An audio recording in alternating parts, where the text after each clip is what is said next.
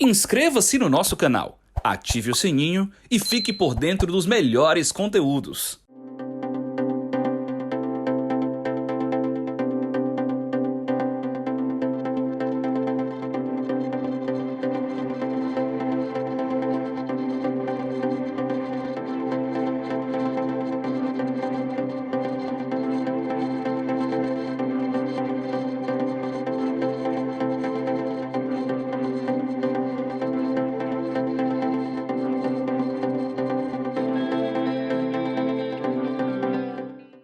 O tema de hoje é possível inovar sem gerenciamento de processos? Vamos lá, hein? O contexto que a gente está inserido é o contexto da inovação.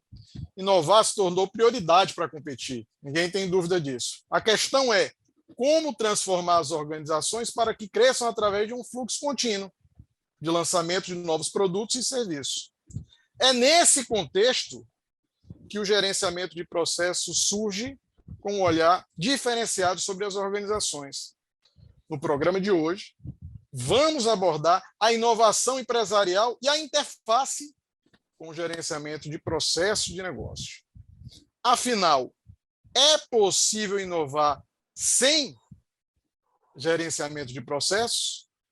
Eu sou Márcio Campos, mediador do tema de hoje, e estamos aqui com Carlos Sérgio.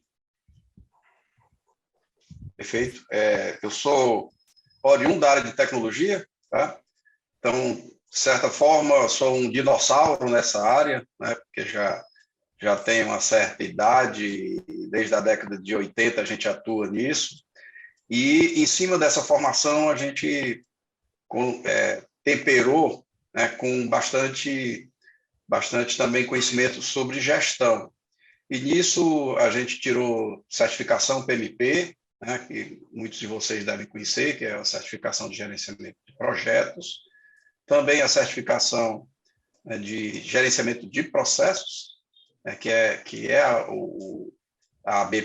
promovida pela BPMP, que o Roberto aí está muito bem representando a gente, né, que é a certificação CBPP, e continuei também com os dois pés, um pé em gestão e um pé em tecnologia. E nisso, hoje a gente atua muito fortemente com a automação, robotização de processos, né, que veio a ser denominado, né, hoje a gente já trabalha com isso há muito tempo, depois os nomes vão se encaixando naquilo que a gente faz, né, então tem muito do que hoje se chama de transformação de processos.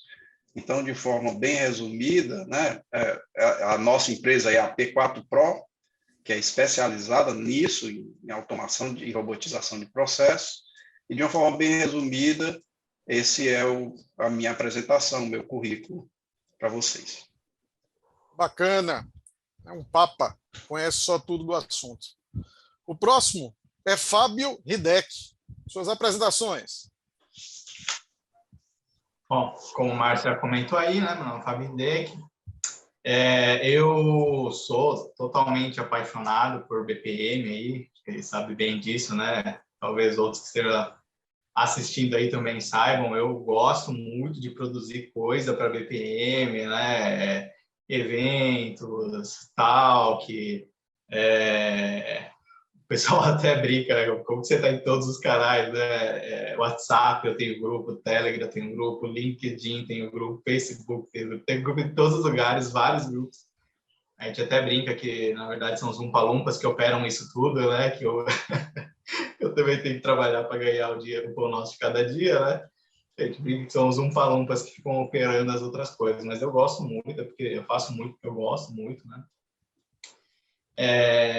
Em termos profissionais, eu sou também oriundo aí da parte de tecnologia, que acho que como muita gente que acaba caindo no mundo de processo, né? Talvez muito puxado aí pelas ferramentas, BPMS, agora RPA, né? Tem a minha consultoria, que é a Renova Consulting. Hoje ela está mais focada em treinamento, em consultorias mais pontuais. Eu recebi um convite para conduzir a área de processos do grupo RMC, que é a Rede Mato Grossense de Comunicação, né? Aqui em Campo Grande, que é onde eu resido atualmente, né? Eu sou de São Paulo, mas estou residindo em Campo Grande. e eles me convidaram para conduzir essa área aqui em Campo Grande, especificamente Mato Grosso do Sul, é a TV Morena, né, que é uma afiliada do Grupo Globo, e Mato Grosso também faz parte, né, com a TV Cidade Branca lá. Então, a ideia é a gente montar uma área de processos e fazer toda a transformação digital de processos, com ferramentas de automação, RPA e tal, para o grupo, né? Então, assim, acaba que ou a pessoa é de tecnologia, ou se cair em processo e não souber nada de tecnologia, hoje fica muito difícil. Eu acho que isso vem muito a calhar com o nosso tema, né? Que é difícil você separar. Não, uma coisa é processo, uma coisa é procedimento e outra coisa é inovação, outra coisa é sistema, outra coisa é software, né? Até foi falado aí da BPMP. Eu acho que o momento que eu mais me apaixonei por BPM foi logo no começo, BPM primeiro BPM Day de São Paulo, um dos primeiros do Brasil, ou o primeiro do Brasil, não sei. O Furlan estava conduzindo, né? E ele falou assim, quase sempre falou isso, todo lugar que eu apareço falo isso. E ele falou assim, quem está aqui achando que tem que unir negócios e TI, já começou pensando errado. Porque, para começar, isso nem são duas coisas diferentes. Então, eu falei, pronto, encontrei minha casa. Bacana, bacana. Bom, acredito muito nisso. E o próximo aqui que vamos ter é Roberto Paranhos, né?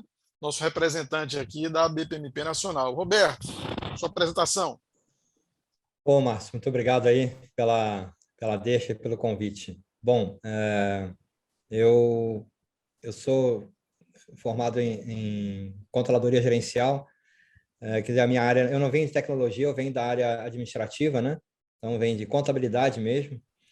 E depois de um bom tempo trabalhando na área de planejamento e controle, eu me certifiquei PMP, mas eu já trabalhava muito antes com processo, na verdade, né? O que eu vejo é que o PMI ele se formalizou, ele se organizou um pouco antes, né, do que outros institutos.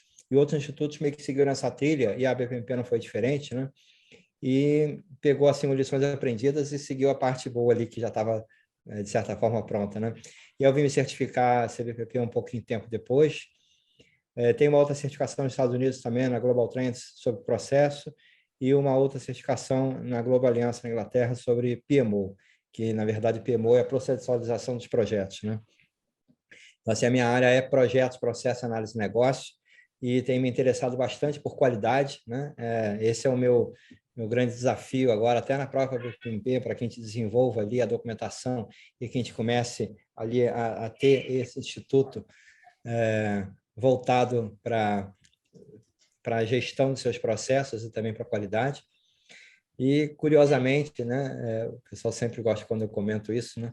Eu, há coisa de uns 10 anos atrás, aí um pouco menos talvez, uns 8 anos atrás, comecei a me interessar pelo mercado cervejeiro, e aí comecei a estudar sobre isso, me formei em técnico cervejeiro.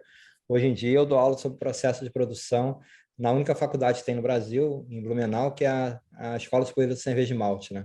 Opa! Eu já dou aula lá na Escola de Engenharia, na pós-graduação, todos os... E faço a minha produção caseira aqui, né? Que quem se apaixona por isso não deixa de lado, né? Eu estou na BPMP, né, já no segundo mandato, primeiro mandato como Conselho Fiscal, e agora nesse próximo board, nesse board atual, fui eleito em meados do ano passado como VP de Finanças. Então, venho aqui também representar e trazer aqui um pouquinho da BPMP para quem está aqui nos assistindo, né? Agradeço ao Márcio pelo convite e convidar todos para que entendam um pouco desse mundo que a gente vem ali a oferecer, né? Na verdade, trabalhamos todos como voluntários. O objetivo é fomentar o conhecimento e fazer com que as pessoas se interessem pelo tema, como o Fábio bem colocou, né? Quando a gente consegue seduzir as pessoas igual aconteceu contigo lá com o Furlan, que a gente alcançou nosso objetivo, né? E isso é uma cachaça, né, cara? Quem trabalha com processo acaba que não consegue ver de outro jeito. Eu costumo dizer aqui em casa, né, nos exemplos mais bobos, né? Até como a forma como arruma a louça, não lava a louça. Eu falo assim, tá vendo? Esses caras de processo são enjoados, né? São chatos, né? Mas é que, na verdade, a gente quer tentar, assim, será que a gente consegue fazer alguma coisa melhor? Será que a gente consegue fazer o que a gente está fazendo hoje de uma melhor forma, né? Eu sempre quando começa a dar aula, eu uso um chavão, né? Mas um recado aqui para terminar essa apresentação do Gart Capot, que é muito interessante, sabe? Que ele fala sempre assim, tudo em processo pode ser melhorado e pode ser otimizado. Até aí a gente está meio que chovendo no molhado, né? E aí ele termina falando assim, a sofisticação está na simplicidade. Então, assim, como é importante a gente ser melhor, fazer de uma forma mais funcional, de uma forma mais eficiente, mas, ao mesmo tempo, ser simples, sabe? Tem gente que, às vezes, confunde sofisticação com complexidade, mas, na verdade, não. O sofisticado é ser simples, sabe? É ser direto, objetivo e conseguir entregar rápido o que o mercado precisa. Perfeito, perfeito. Eu vou pedir licença aqui à editora do programa para fazer uma breve leitura. Eu estou aqui com o CBOC, última versão, entendendo que o nosso programa aqui ele tem uma grande amplitude, alcança especialistas e não especialistas no assunto, tá?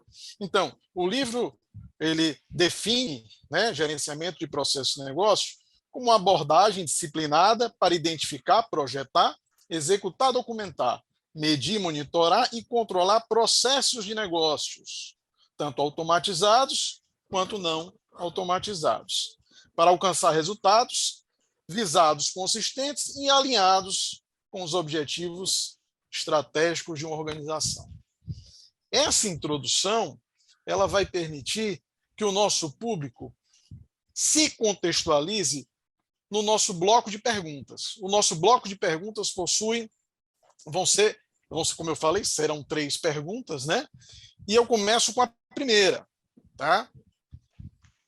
Sem a profundidade própria do mundo acadêmico, mas com a precisão e o pragmatismo do mercado, Joaquim Caracas, executivo cearense, para mim é uma referência, né? Melhor, ele é o fundador da Impacto Proteção, para quem conhece. Para mim, trouxe a melhor definição de inovação. Ele fala que inovação é invenção com nota fiscal. Faz até um link aí com o que o Roberto Paranhos falou sobre a questão da simplicidade, né? Então, dentro desse contexto, e com essa definição, que eu faço uma primeira provocação para os entrevistados de hoje. Afinal, é possível inovar sem gerenciamento por processos? Gente, aqui o programa é livre, é um bate-papo, fiquem à vontade. Carlos, Fábio e Roberto. Você já contextualizou, né, o que é gerenciamento de processos, que é uma técnica de gestão. Eu diria que até que essa tua pergunta, ela pode, se você trocar gerenciamento de processos por gerenciamento de projetos ou qualquer outra técnica de gestão, ela continua válida, né? Então, assim, é possível inovar sem asterisco, qualquer técnica de gestão. E aí a gente entra na questão do possível, né? O que é possível? Possível é que alguma coisa pode acontecer. Você pode cair do avião e sobreviver. É possível? É possível, já aconteceu. Só que é muito, muito mais difícil, né, do que se você for de paraquedas ou seu avião pousar normalmente, né? Então, o que eu diria, e aí eu acredito que vale para qualquer técnica de gestão, é que é possível, porém, você vai estar abrindo mão de uma maior possibilidade de sucesso. E esse abrir mão de uma maior possibilidade de sucesso dentro de um mercado altamente competitivo, ele acaba lhe fazendo falta. Então, possível não é recomendável, né? A outra parte da tua pergunta é que ele menciona inovação. E a inovação, na minha cabeça, ela tem pelo menos dois tipos, né? Pode ser mais, mas assim, quando você fala inovação, ela pode ser uma inovação disruptiva, onde você joga o teu processo todo no lixo e faz outro completamente diferente, ou você é de um ramo de negócios e parte para outra coisa, né? E você tem, e eu acredito que a gente tem muita oportunidade de inovação que não é disruptivo, que é a inovação de um processo que já existe, mas que você vai fazê-lo de forma bem diferente, que você vai trazer uma otimização, uma melhoria muito grande, uma qualidade maior, e isso, para mim, continua sendo inovação. Então, e aí eu diria, inovação no sentido de rever todo o processo. O gerenciamento de processos, ele é uma ferramenta muito útil.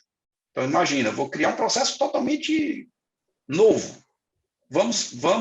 Como é que a gente vai conceber esse processo? E aí o gerenciamento de processos lhe traz um monte de ferramentas que você pode utilizar para isso. Então, é uma caixa de ferramentas bem útil para quem quer criar uma coisa totalmente nova. Se eu pensar na inovação não disruptiva, mais uma vez eu vejo essa ligação muito forte. E aí é até mais conectado, né? Porque quando a gente vê as referências, eles dizem, não, como é que eu melhoro um processo? Eu tenho que ver como é que ele está hoje, eu tenho que fazer uma análise das alternativas, cenários, ver o que é que eu posso melhorar, ver as oportunidades que eu tenho ali, decidir quais são e vou desenhar um novo processo. Isso faz parte totalmente dentro do contexto do gerenciamento de processos. Então, fechando, eu diria que é possível, porém, você vai estar abrindo mão de uma excelente caixa de ferramentas que pode lhe ajudar bastante a ter uma taxa de sucesso muito maior. Excelente. Agora nós temos a palavra do Roberto e do Fábio, né? Quer seguir a ordem da apresentação? Vamos seguir a ordem alfabética, Fábio. Você agora.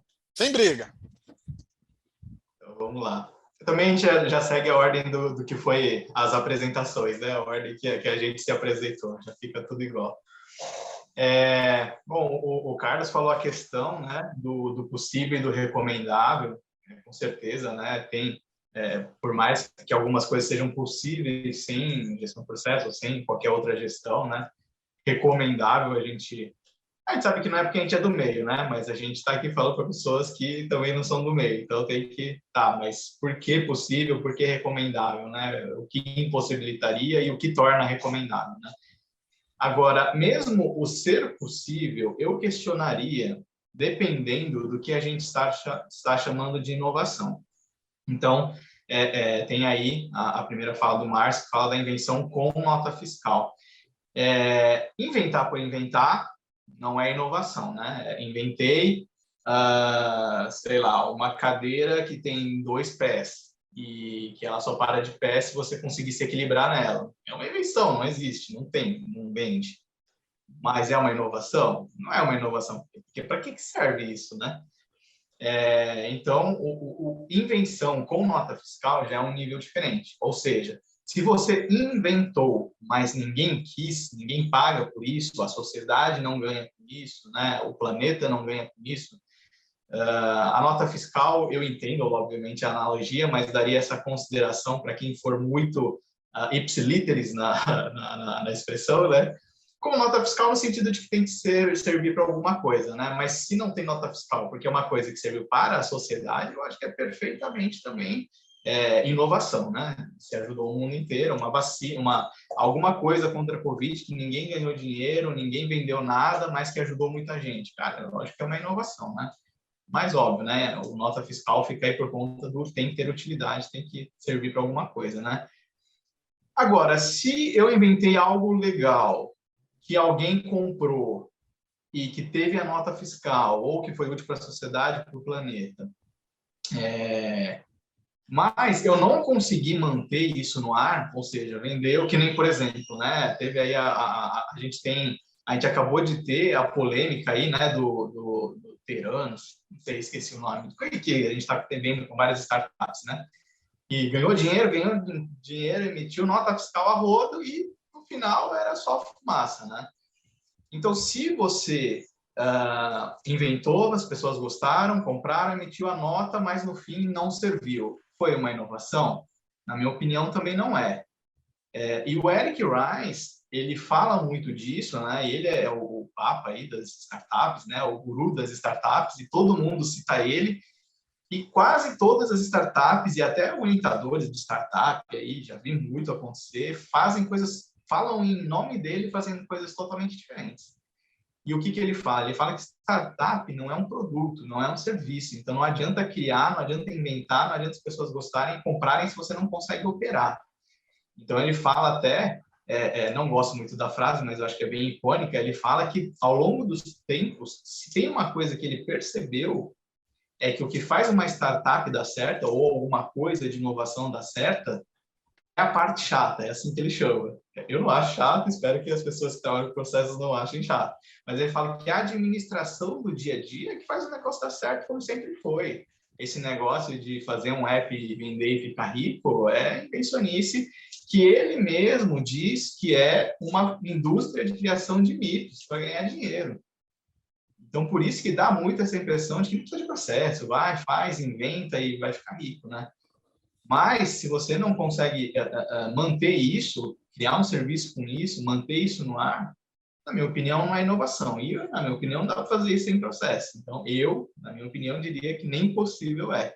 Obviamente que depende dessas nuances, né?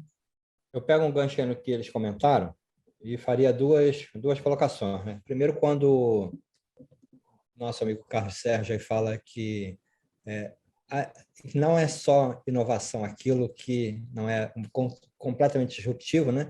Eu diria até o seguinte, tá, Márcio, ou Carlos, que quando a gente faz alguma alteração, pegando em base algo que já existe, o desafio é maior, sabe? Então, eu estava até vendo aqui, a gente consulta nossos alfarrabos quando a gente está fazendo algum comentário, né? Estava relembrando aqui o princípio de Lavoisier, né?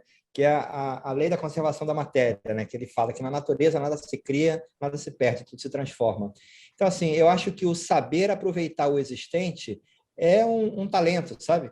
Porque em muitas situações, quando a gente vai analisar a empresa, né? E normalmente, eu agora estou numa posição um pouco diferente, mas sempre trabalhei em situações onde há algum problema, né? Então, algum problema, o pessoal me chama. A hora que não há mais problema, eu não tenho mais o que fazer ali. Então, como o Fábio falou, tem trabalhado em consultoria os últimos 10 anos, né? Agora que talvez mude um pouco ali, um pouco do meu perfil, né?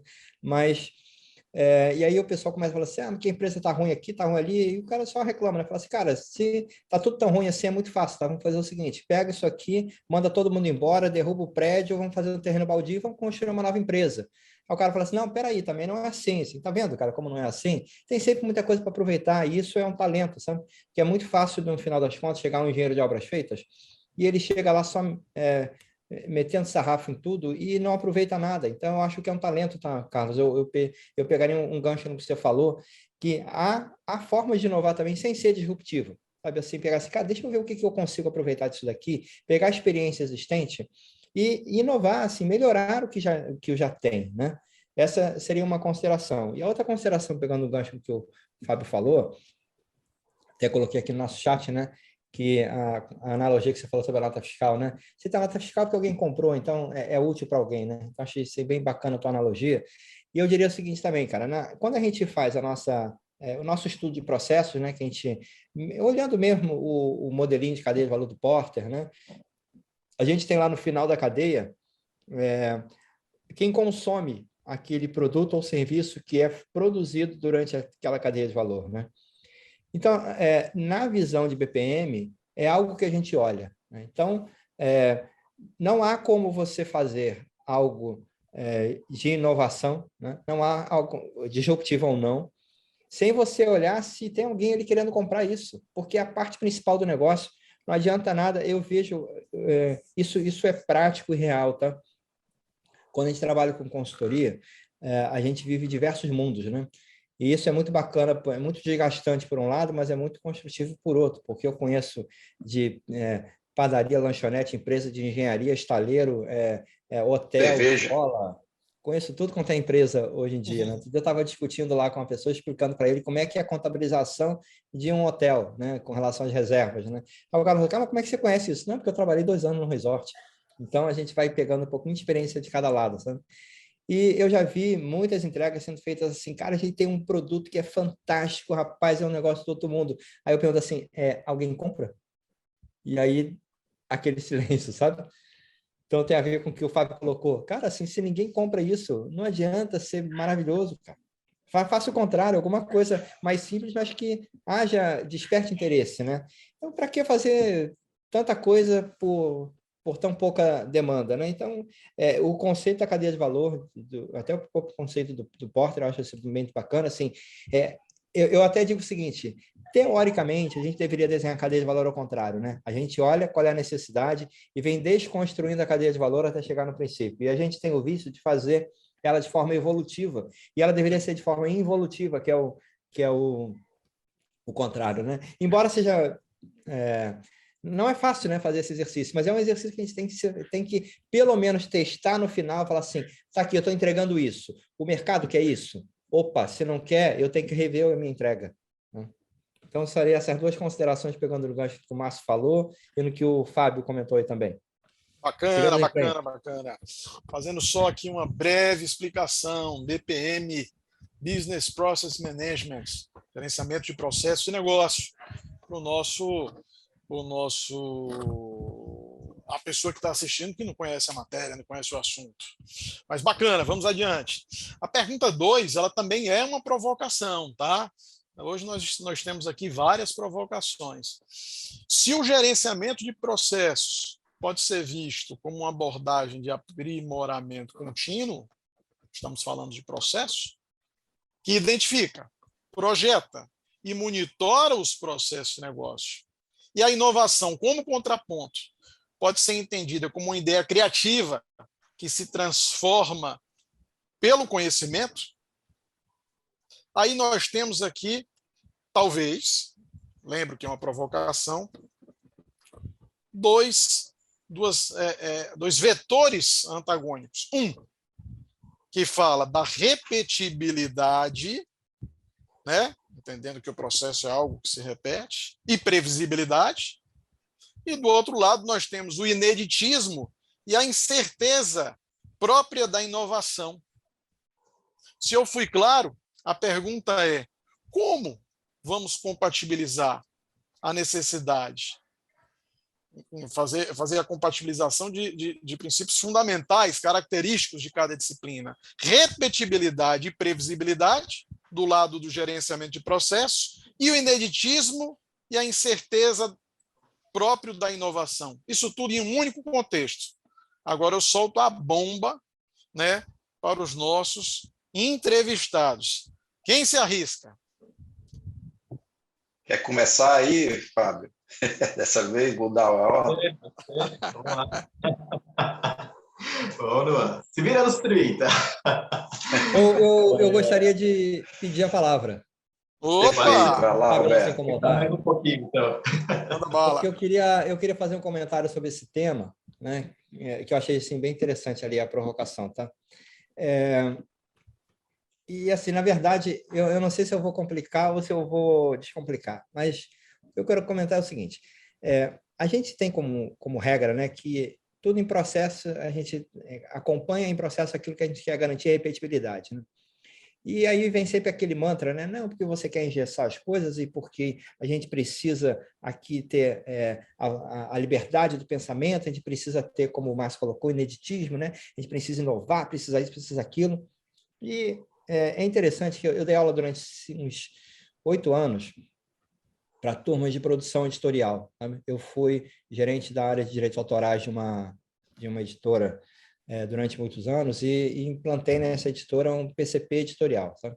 O processo mesmo de planejamento e controle de produção dessa editora. E funciona muito bem, é interessante que funciona até hoje, bem semelhante àquilo que foi implantado. E é um público, né, que pouco aderente à gestão, sabe?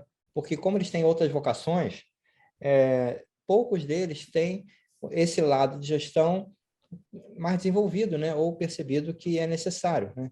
Então, é bem complicado quando a gente fala para uma turma que tem pouco interesse por aquele assunto ali. E o assunto é gestão.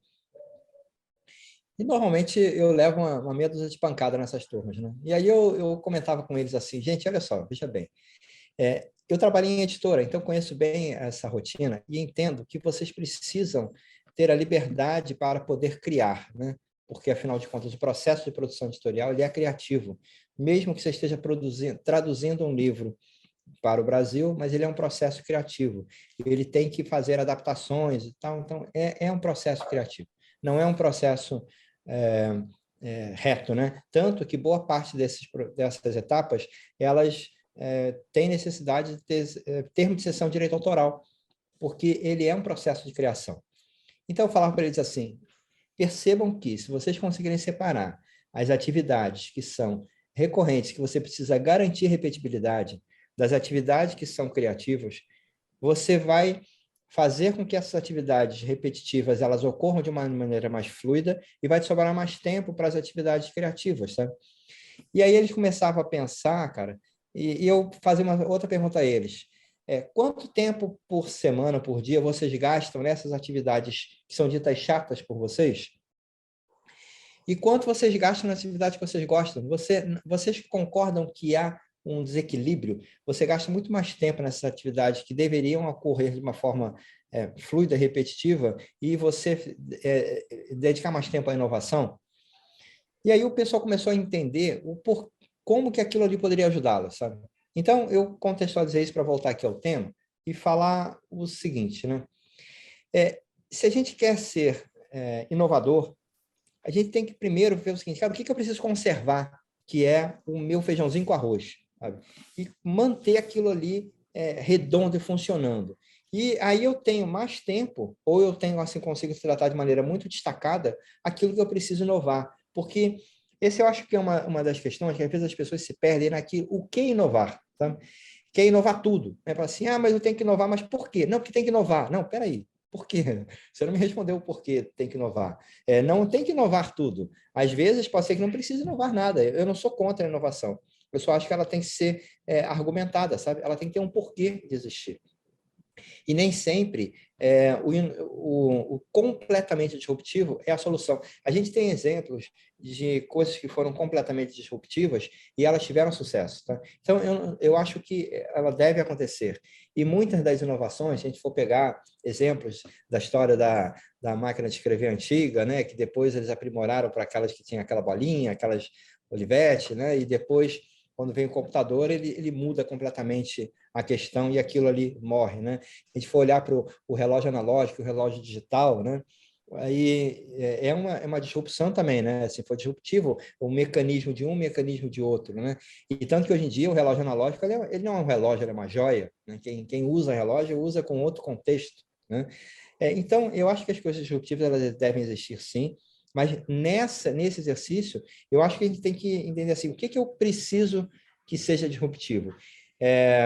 Para que, em muitos dos casos, a gente permaneça com aquilo que é saudável, que haja repetibilidade e garantia de que aquilo ali acontecerá daquela forma, né? E outras coisas serão disruptivas. Né? Existem atividades, eu dei aula durante os 3 anos para uma turma na Universidade das Forças Armadas, para tenentes-coronéis, sabe? E tinha nessa turma os controladores de tráfego aéreo.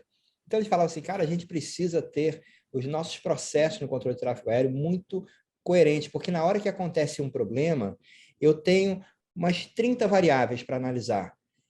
Eu preciso que o máximo dessas 30, elas me deem garantia que elas aconteceram da forma prevista. Tipo, foi verificado que o avião abasteceu, foi verificado isso, foi verificado aquilo. Então, assim, eu preciso eliminar possibilidades. E na hora que eu tenho um problema, eu preciso ser rápido na minha ação, né? Porque eu estou com um avião ali voando a não sei quantos mil quilômetros por hora. Então, pessoal, para encerrar o assunto, né? Qual é a minha colocação? Inovar, sim, mas tendo a preocupação de preservar aquilo que é bom, né?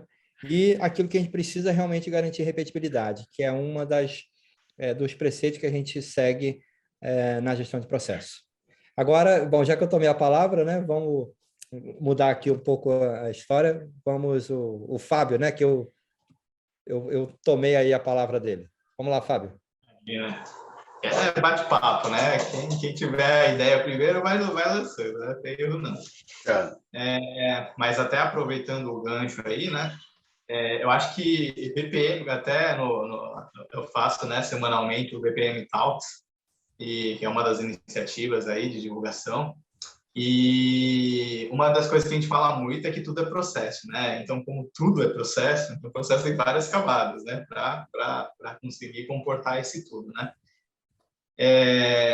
Então, uma das camadas é esse, o que é repetitivo e o que é criação, né? Então, mas mesmo, isso é um dos níveis, né? O outro nível é, beleza, mas mesmo o que é criação, eu tenho que colocar no processo. Então, por exemplo, dentro da Amazon aí, que tem aí agora o entregar em um dia sem frete, né? Será que há espaço para criação? O cara que tem que fazer a entrega para o dia seguinte não, mas hoje eu vou resolver fazer de outro jeito. Ou será que tem que ser daquele jeito e é reloginho, né? Por outro lado, deu problema porque foi muito rápido, o cliente nem estava acostumado. Pegar um atendente e seguir aquele scriptzinho, né? Aí, ou é o cara seguindo um script, ou então então vamos automatizar, né? Porque isso aí a pessoa fica de saco cheio da outra pessoa. Aí você bota um robô que também, além de ter aquele roteiro, ele ainda não entende o que você quer, porque ele não é humano, né? Aí fica pior ainda. Então você tem que ter, não, aqui é processo repetitivo, é processo para ser colocado ali na análise de conformidade. Aqui já não, aqui é o espaço onde você pode criar, e esse é o espaço, esse é o que você veio daqui, você vai para ali, você sabe os limites, então você consegue criar. Mas isso é processo também, né? Um outro nível é o nível da automatização, então, é repetitivo, beleza, então vamos não só procedimentalizar, né? Não só tornar repetitivo, mas vamos robotizar, e aí o robô faz o que é robótico, e as pessoas fazem o que é humano. Então, esse é um outro nível. Agora, um outro nível ainda que eu considero é o de você conseguir sair da mentalidade da repetição para a mentalidade da inovação, né? Então, eu gosto de uma passagem de Alice no País das Maravilhas, né? Que Alice fala, encontra lá o gato de Cheshire, né? O gato que ri, o gatinho roxo lá. Mas como que eu saio e tal? E o gato fala, para onde você quer ir? Não importa para onde que eu vou, eu só quero sair. Aí o gato fala assim, não importa para onde você vai, então qualquer caminho vai servir. E eu acho que é muito isso. Quando você não tem processo, né? Onde você está? Para onde você quer ir? Você está indo mesmo?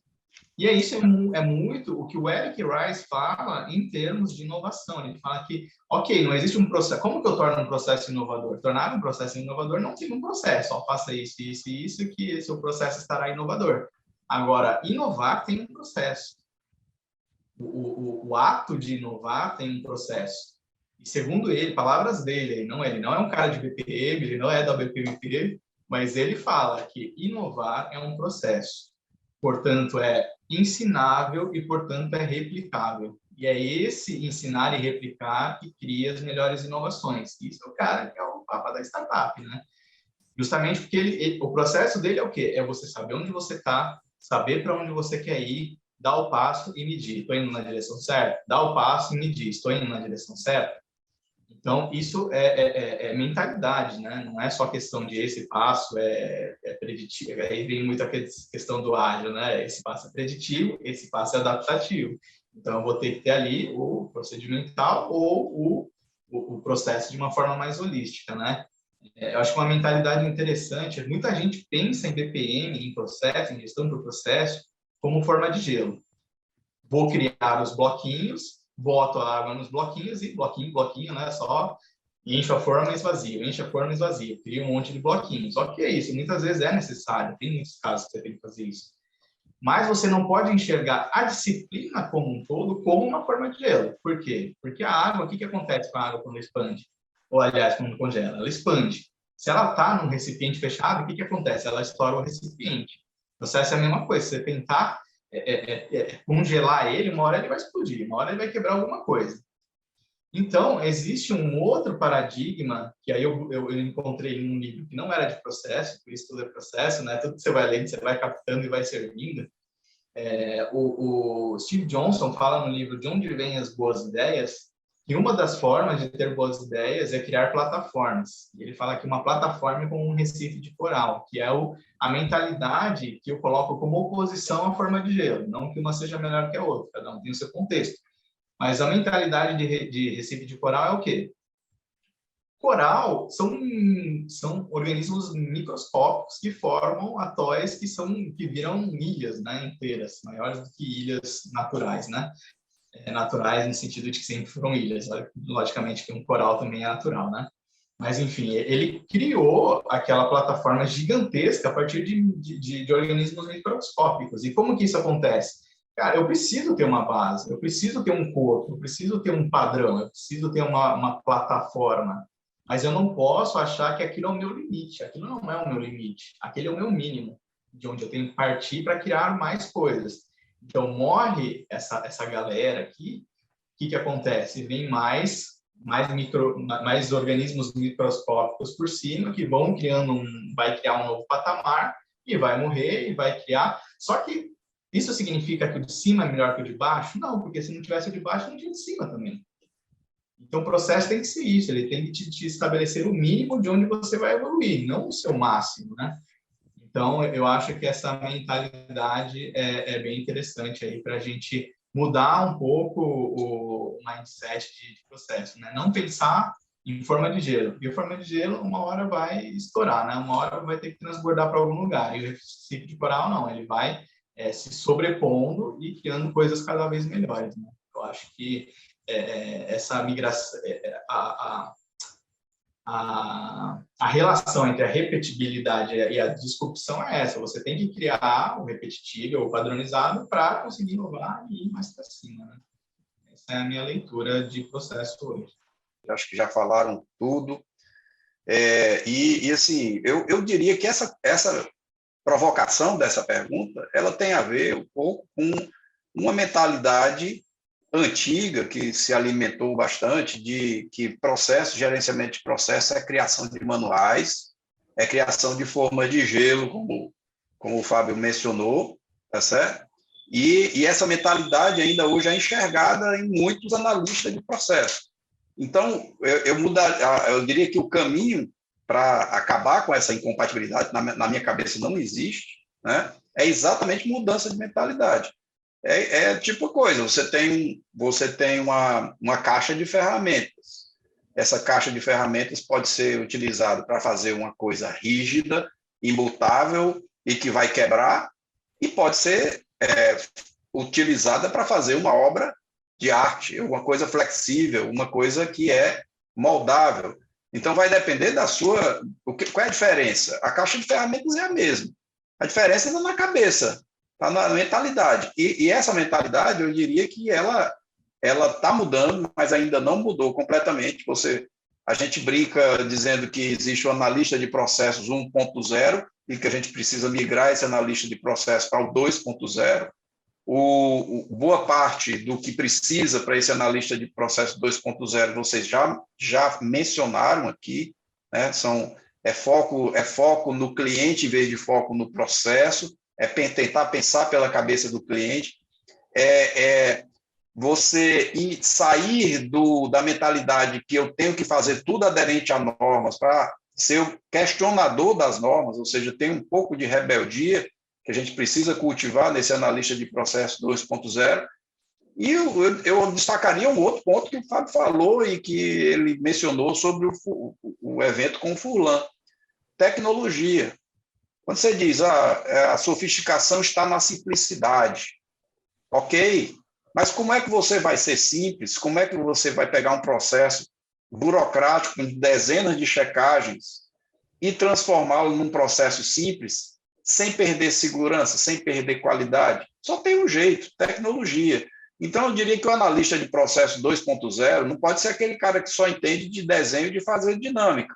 Ele tem que entender de tecnologia. Ele não precisa ser um hacker, ele não precisa ser formado em tecnologia, mas ele precisa saber os conceitos, ele precisa associar que um determinado problema que ele tá tentando resolver tem uma tecnologia que endereça aquele problema e ele tem que dominar o conceito, ele tem que saber o que é o conceito de um RPA, de um BPMS, de um SM, de um ERP, de uma sopa de letrinhas que talvez o analista de processo 1.0, acostumado a fazer fluxograma, não tinha essa necessidade. Eu diria que isso é fundamental hoje em dia, né? A gente vê, inclusive, isso acontecendo no CBOC, na nosso guia no nosso guia da caixinha de ferramentas, se você analisar o BPM CBOC na versão 3.0 e analisar o que aconteceu de mais, vamos dizer, significativo na versão 4, que é essa que o Márcio está colocando aí na nossa tela, eu diria que é o capítulo de tecnologia. Tecnologia, nas versões anteriores, falava ali de ferramentas, BPMS, mas analisa o que é que tem agora. Então, ela já está puxando esse gancho que eu estou falando no próprio capítulo de tecnologia do CBOC. Ele fala de blockchain, ele fala de inteligência artificial, ele fala de praticamente tudo o que você tem que ter no teu cardápio de tecnologia. E se você não é o programador que vai colocar aquela tecnologia no ar, você tem que saber que aquela tecnologia serve para aquele contexto e saber dominar esse conceito. Então, eu diria que isso é fundamental para ter essa compatibilização desses mundos e tirar um pouco essa pecha, né, de burocrata que talvez os nossos analistas de processos 1.0 ainda tenham um pouco. O Carlos Sérgio ele fez o prenúncio da próxima pergunta, né? Quando ele fala que o analista de processo tem que se modernizar, tem que olhar para a tecnologia, a terceira pergunta ela aponta para o futuro. Segundo Roberto Rabelo, que é o presidente da BPMP Espanha, o mercado de gerenciamento de processos cresceu 17% em 2021, né? E terá ainda crescimento significativo até 2025. É nesse contexto que eu gostaria de perguntar aos senhores qual é o estado dos processos de negócios nas empresas atualmente e como a pandemia afetou eles. E ainda, quais as tendências em gerenciamento de processos de negócios são esperadas para 2022? Olha que são 3 perguntas, né? Eu queria ouvir, então, os senhores nesse sentido.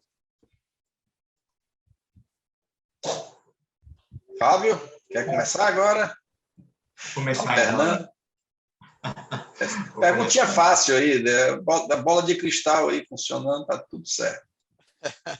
É engraçado até que no BPM Talks, a gente sempre tem a última pergunta, é futurologia, né? Aí eu participei de um evento da BPMP, pedi um feedback para uma pessoa que assistiu e perguntei, né, o que você achou e tal. Eu falei, o cara falou, não, só achei engraçado que quando as pessoas estão lá no seu canal, sendo entrevistadas, você faz o cara falar de futuro, mas na sua vez você não falou de futuro.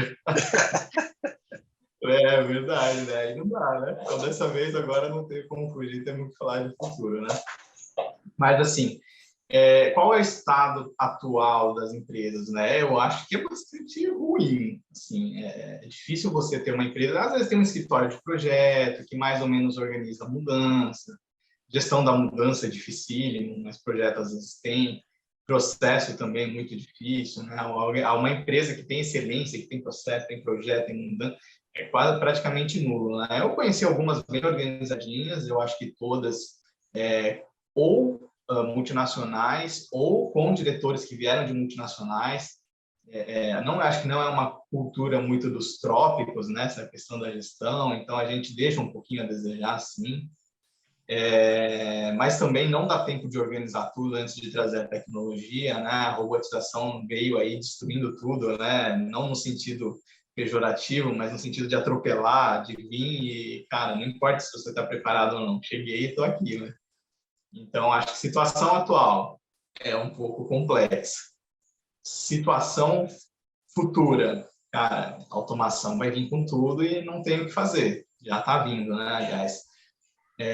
Então, no meio disso tudo, você tem que conseguir organizar a casa, trazer o novo, então fazer essa plataforma sem ter a parte de baixo, né? Então, o coral ali, você vai ter que pular uns degraus, agora deu até um branco, né? Mas, enfim, vai ter que pular umas etapas e ir lá para cima, mas não tem muito jeito, né? Vai ter que fazer, tem que dar um jeito.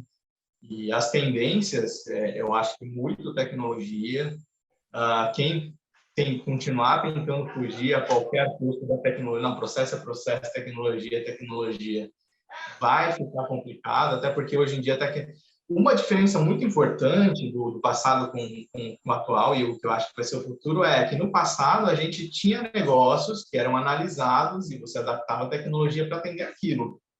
Hoje em dia a tecnologia vem e você tem que fazer com que o negócio consiga usar aquilo para potencializar um novo modelo de negócio. Então, não tem muito como separar. A tecnologia está ali, blockchain, surgiu, todo mundo quer. E agora? Como eu faço com o meu negócio usar blockchain?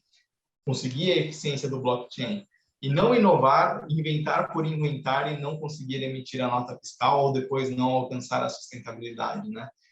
Então, se quem continuar fugindo e não quer saber de tecnologia, acho que vai ter problemas aí.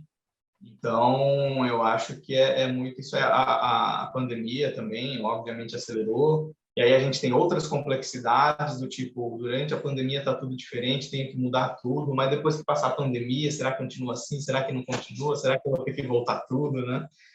Então, a própria Google declarou que está trazendo todos os colaboradores de volta, né? Então, tá vendo? O Google faz, então é bom, vamos todo mundo botar em home office. Agora a própria Google está chamando todo mundo de volta.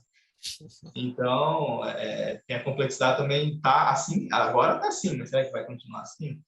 Então, tendência para o futuro é caos. tem que ir medindo, muito como o Eric Rice fala, cara, estuda, projeta, dá o passo e mede.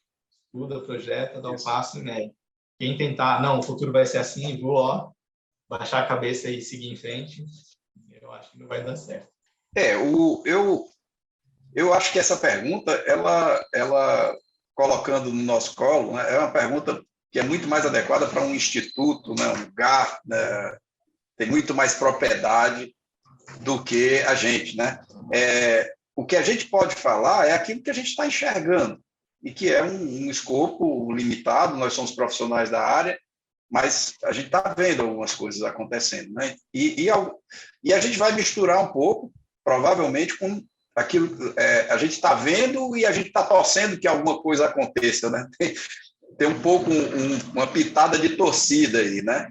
Mas uma primeira questão é assim, o mundo provavelmente está saindo da pandemia, né? Assim, pelo menos tem essas retomadas, essas novas ondas, mas a gravidade diminuindo, e isso pode abrir um grande mercado, né, de oportunidades que ficaram represadas durante esses 2 anos. Eu diria, isso pode ser só torcida minha, mas eu estou vendo o movimento, estou vendo uma busca maior também por isso, né?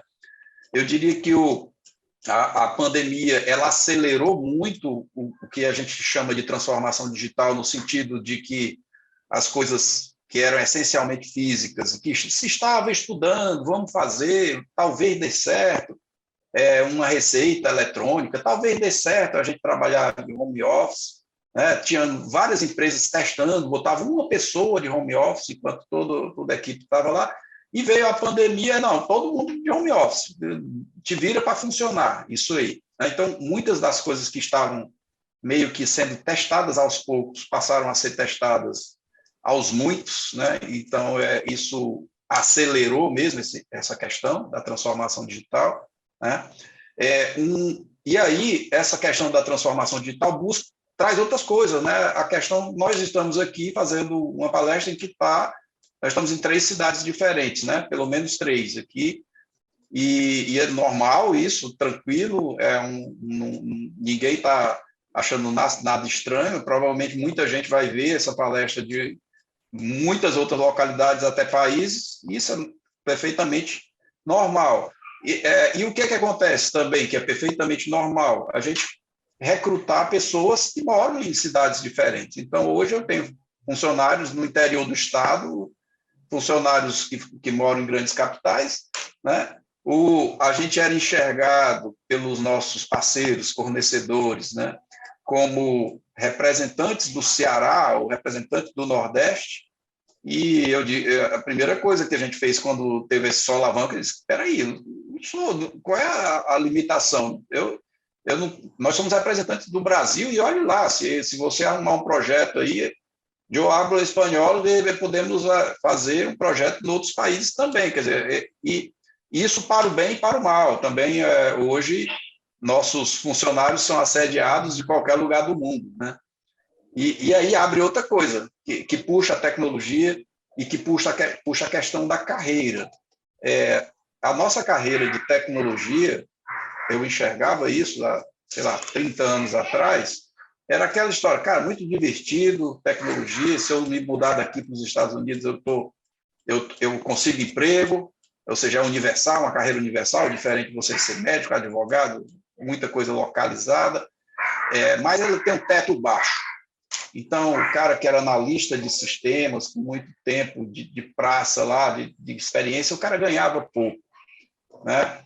E, assim, então, tinha esse negócio, essa questão da remuneração não era condizente, né? Estudo tanto quanto o médico e o salário não é essas coisas todas, então você vai ser empresário. E uma coisa que eu estou enxergando, vendo, e com exemplos bem próximos, é que isso está dando uma descolada na carreira de tecnologia, e é mais um motivo para o nosso analista de processos 2.0, não que ele tenha que se tornar um programador, mas se ele entender de tecnologia, ele vai ser valorizado, né? Eu enxergo isso como uma tendência adicional a todo esse processo. E as outras coisas que estão acontecendo, aí eu posso botar uma sopa de letrinhas, né? Inteligência artificial, é melhor vocês leiam o relatório do Gartner, mas assim, mais próximo da nossa realidade, a automação e robotização tendem a acelerar também a reboque de toda essa transformação, né? E o uso de plataformas. Eu diria que tem uma palavrinha, o pessoal está chamando de citizen development, outro está falando, está se citando também como desenvolvimento low code, tá? Mas tudo isso tem a ver com a questão, o uso de plataformas para desenvolvimento em lugar de você ter aquele negócio tradicional, alguém desenha, concebe e entrega para um programador fazer. Não, vamos usar uma plataforma e o analista de processo é parte do time de desenvolvimento. Então, eu vejo isso como uma grande tendência, ainda é difícil de implementação em algumas plataformas pelo custo dessas plataformas, e aí tem um contexto econômico também da dólar alto, impostos altos que nós temos no Brasil, isso dificulta um pouco essa mudança, mas são as coisas que estão mais próximas da gente que eu enxergo que estão acontecendo em várias plataformas, não numa só especificamente, né? Tem coisa da Microsoft, tem coisa da Visage, tem coisa da UiPath, no RPA, Automation Anywhere, tem vários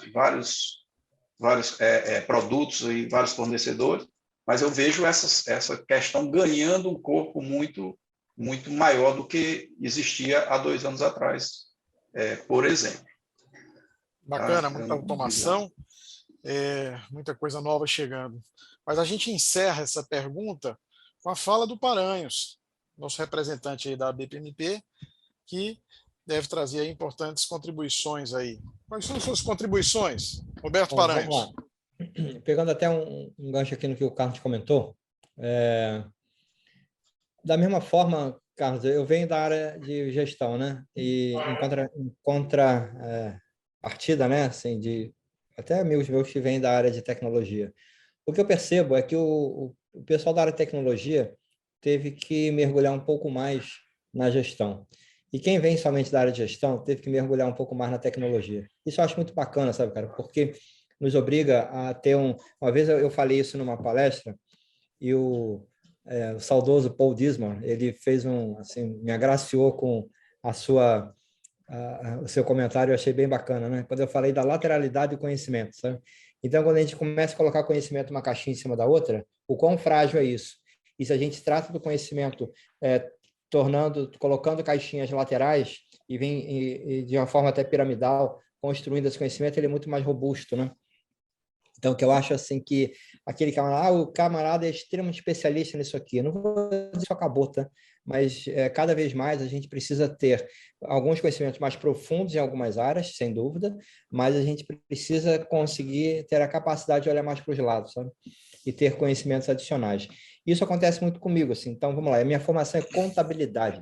Contabilidade. Mas eu discuto com o cara de rede, às vezes, num nível muito próximo do que ele estaria discutindo. Discuto com o pessoal do cloud, discuto com o pessoal de tecnologia, de uma maneira muito próxima. Mas não é porque assim, eu não sou bom, é porque foi necessário, sabe? Eu precisei aprender, porque senão eu não conseguiria evoluir aquilo que eu estou querendo desenvolver. Então, eu acho assim, muito interessante o que você falou. Estou usando o outro lado, tá? As pessoas têm que realmente conhecer um pouco mais de tecnologia. Senão, elas não vão conseguir progredir, cara. É impossível. E, da mesma forma, quem está na área de tecnologia tem que também entender um pouco mais da necessidade do usuário, né? O que se fala muito hoje do CX, né? É entender qual é o caminho do cliente, né? Qual é o que ele realmente precisa. E volto a falar, né? A gente, quando monta ali essa cadeia de valor, aquele camarada que está lá na pontinha, o que esse camarada realmente precisa, né? Porque senão a gente entrega coisas que não tem nenhum valor percebido. Com relação a Eu Futuro, o que eu acho, até comentando o que o Fábio, o exemplo que ele deu da Google, e o que o Carlos ali comentou, o que eu acho é o seguinte, a gente estava numa situação estacionária, né? Aí, de repente, surgiu uma emergência e teve que ir lá para o topo, assim, da noite para o dia. Eu lembro que eu trabalhava exatamente, estava em Fortaleza, numa empresa que eu trabalhava lá, e em 2 dias a gente teve que colocar todo mundo em casa, sabe? Então, foi aquele negócio de ou vai, né? E todas as empresas conseguiram também, tiveram que fazer coisas semelhantes em 2, 3 dias, uma semana, no máximo aos trancos e barrancos de colocar todo mundo em casa. E aí pensa-se assim, pô, mas então agora encontrar o melhor dos mundos, né? Vai todo mundo trabalhar em casa, a gente não precisa mais dos escritórios, não precisa mais disso aqui. Nova York fechou aqui o centro do Rio, né? Não sei se vocês conhecem, ele era muito dinâmico, né? E ele também ficou entregue às moscas, né? Porque não tinha mais nada lá, não tinha mais empresa, não tinha mais escritório. O que eu acho é que tudo, quando a gente vai para um extremo, depois a gente tende a ir para um ponto de equilíbrio. Isso eu acho muito positivo, sabe? Porque a gente estava estacionário e foi para um extremo emergencial e depois é capaz de voltar assim para um mais presencial do que o necessário e depois chegar no ponto de equilíbrio, sabe? Que é diferente daquele anterior. Então, assim, a vida nunca mais vai voltar a ser como era anteriormente, tá? Porque algumas atividades, elas se adaptam muito bem a isso, sabe? Alguns momentos se adaptam muito bem a isso. Eu lembro que há coisa de uns 10, 15 anos atrás, eu comecei a ingressar na empresa que eu trabalhava, na de Ouro, esse negócio da videoconferência, né? Porque a gente trabalhava, tinha escritório no Rio, trabalhava em São Paulo, então, para fazer uma reunião com todo mundo em São Paulo, era uma mobilização imensa, sabe? Você perdia um dia de trabalho, gastava uma baita grana de passagem de avião e táxi, hotel, e um dia de trabalho inteiro em locomoção para fazer uma reunião com 10 pessoas num determinado escritório. E hoje em dia a gente faz isso em 15 minutos, a gente mobiliza uma equipe. Tá? Então, assim, tiveram ganhos, mas aquele afã de que tem que ser tudo assim agora, como o Fábio colocou, que a própria Google está revendo um pouquinho esse negócio, é o que está acontecendo, tá? Peraí, mas o presencial tem suas vantagens também, a gente tem que saber dosar. Algumas coisas funcionam bem aqui, outras coisas funcionam bem lá. A questão que o Carlos comentou das equipes, né? Eu vejo bons profissionais que têm limitações familiares, por exemplo, né? O camarada não pode sair muito de casa porque ele tem uma limitação, ele tem que cuidar de alguém e tal. Então, esse camarada estava preterido a ter algumas posições. Hoje não, ele pode voltar a trabalhar, fazer o que ele queria, fazer o que ele fazia antes. Então, assim, ele tem a vocação, ele tem conhecimento.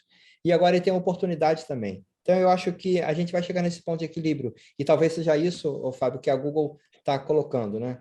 Como ali, fechando aqui um pouco, Márcio, sobre a BPMP, o que eu vejo é o seguinte, é que qual é o processo, o que a BPMP tem para contribuir com isso?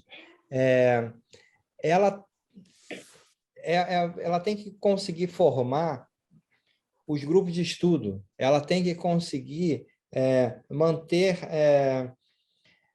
o conhecimento disseminado, sabe? Que a gente precisa. E agora até isso mudou o modelo também.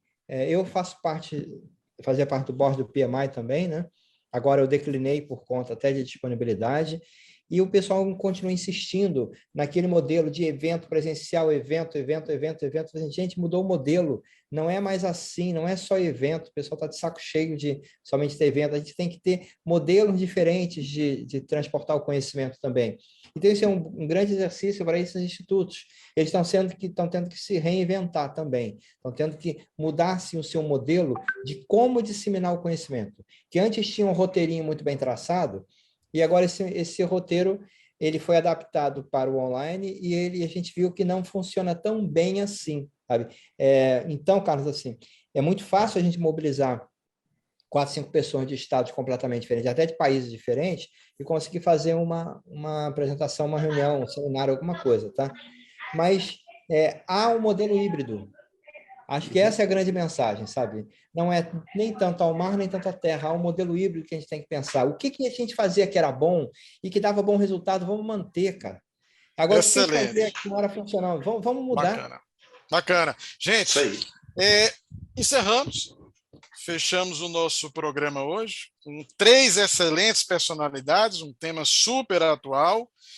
E, por fim, eu queria solicitar as palavras finais, começando aí, cada um pode ficar à vontade, começando pelo Carlos Sérgio, que agora vai tocar violão, vai pegar esse violão aí e vai tocar para a gente. Só esperando encerrar. Suas palavras finais, Bom, Carlos Sérgio.